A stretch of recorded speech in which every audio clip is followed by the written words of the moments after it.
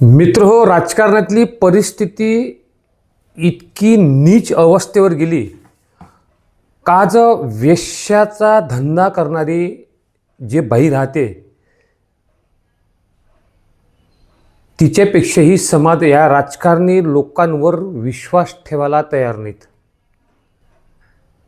2009 मध्ये ओमराजे निंबाळकर हे मीडियावर बोलले होते की जे मी आहोत ते उद्धव बाळासाहेब ठाकरे यांच्यामुळे आहोत, मी त्यांना कदापि सोडून जाणार नाही. मला कर्म काय सांगतंय की बाबा ज्या बाळासाहेबांनी ज्या उद्धव साहेबांनी 2009ला माझी काय अवस्था होती, त्यावेळेस काय ओमराजेनं ग्रामपंचायतची तर निवडणूक लढवली होती का? ओमराजे काय नोंद चेहरा होता का त्या दिवशी? 2009चा काळ आठवा की. पण त्या दिवशी बाळासाहेबांनी उद्धव साहेबांनी मला विधानसभेची उमेदवारी दिली. मी ज्या कारणासाठी ह्या क्षेत्रात पाऊल उचललं होतं ती संधी मला पहिल्यांदा कोणी दिली? ह्यांनीच दिली. आणि त्या संधीमुळेच मी आजपर्यंत इथपर्यंत येऊ शकलो किंवा पुढची जी माझी सागडी झालेली वाटचाल आहे ती त्यांच्यामुळे झालेली आहे. एकदा विधानसभेत आमदार, परत 2 वेळेस देशाच्या सर्वोच्च सभागृहात संसदेत खासदार म्हणून काम करणं, मला वाटतं ही केवळ त्यांच्यामुळे झालं. आणि त्यांना आज सोडायचं काय कारण आहे? आपल्या स्वार्थासाठी की मला काहीतरी मिळतंय, मला पोझिशन मिळेल, मला पैसे मिळतील, ह्या भावनेसाठी सोडून लोकांची नजर मी मिळवू शकत नाही पुन्हा. त्यानंतर तो जाधव बोलला होता की शिंदे साहेब यांना जे काय दिलं ते सर्व उद्धव बाळासाहेब ठाकरे यांनी दिलं. शिंदे मी सोबत आमदार झालो, पण आज परिस्थिती तोच उद्धव साहेबांना धोका देऊन जातोय. शिंदे साहेबाला खरंच उद्धव ठाकरेचं पटत नव्हतं किंवा महाविकास आघाडी सोबत जाणं मान्य नव्हतं, तर जातानाच का तुम्ही रोखलं नाही? 2.5 वर्ष सत्ता भोगताना तुम्हाला गोड वाटलं का तेव्हा? सगळा माल मलिदा हानोस्तोर सगळा एक छत्री कार्यक्रम तुम्ही चाललेला ना. उद्धव ठाकरे नावालाच मुख्यमंत्री होते, पडद्याच्या मागे तर सगळा कारभारी तुम्हीच होते. मग तुम्ही तेव्हा माल हाणताना तेव्हा तुम्हाला गोड वाटलं, आणि 2.5 वर्ष माल हाणून आता पुन्हा तुम्ही तिकडे जाऊन सटलोट करून सीएम झाले. तुम्ही तर सौदेबाजी केली ना. तुम्ही आता लोकांना म्हणू नये, तुम्ही तरी किमान म्हणू नये. उद्धव ठाकरे विषयी काही आक्षेपार्ह भाष्य करण्याचा नैतिक अधिकार एकनाथ शिंदे साहेबालाही नाही आणि रामदास कदम साहेबाला तर नाहीच नाही. ही राजकारणातली नीचता कुठल्या प्रमाणात जाईल हेच समजायला तयार नाही.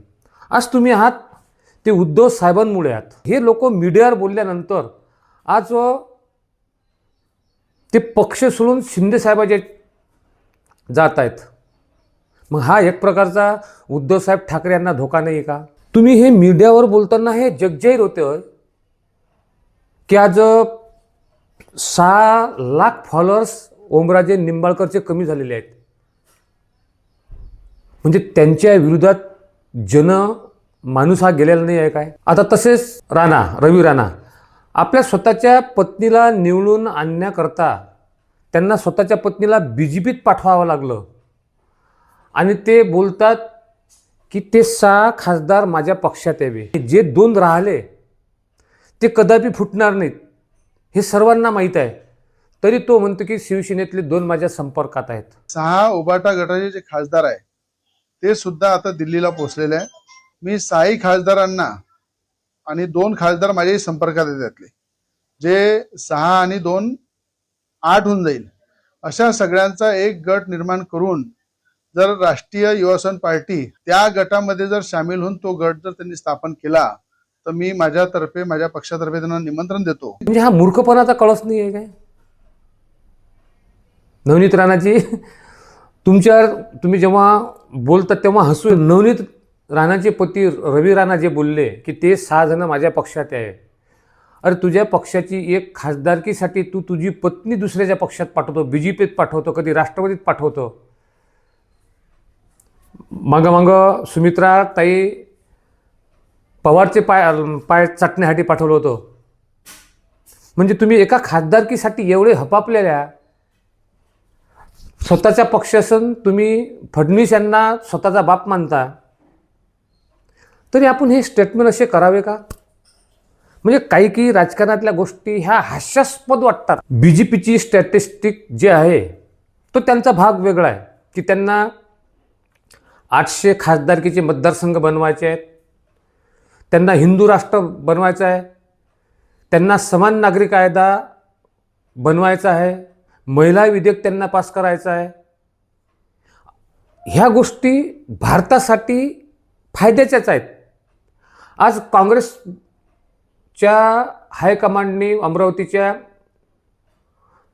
कुणालाच व्होटिंग करू नका म्हणून आदेश काढल्यानंतरही काँग्रेसच्या 4 उमेदवारांनी त्यांच्या विरोधात जाऊन मतदान केलं. काय राजकारण कुठं गेलं? कोणावर विश्वास ठेवायचा आणि कोणावर नाही? आज ओमराजे निंबाळकर यांची काय परिस्थिती झाली की मतदारसंघात जर फिरायला गेले तर चपलांचा वर्षा होईल त्यांच्यावर. खरंच राजकारणाची नीतिमत्ता खालवल्या गेली. BJP जे करत आहे ते त्यांच्या हिशोबाने त्यांचं बरोबर आहे की कारण त्यांना त्यांचा पक्ष वाळायचा आहे. एका देशात एकाच वेळी निवडणूक झाल्या पाहिजेत हा सुद्धा उद्देश BJPचा बरोबर आहे. पण यासाठी जे पक्ष फुडून चालले BJPकडे त्यांनी बोलायला पाहिजे नाही असं म्हणण्यास काही हरकत नाही. चॅनलला लाईक सबस्क्राईब केले नसेल तर नक्कीच चॅनलला लाईक सबस्क्राईब शेअर करण्यास विसरू नका.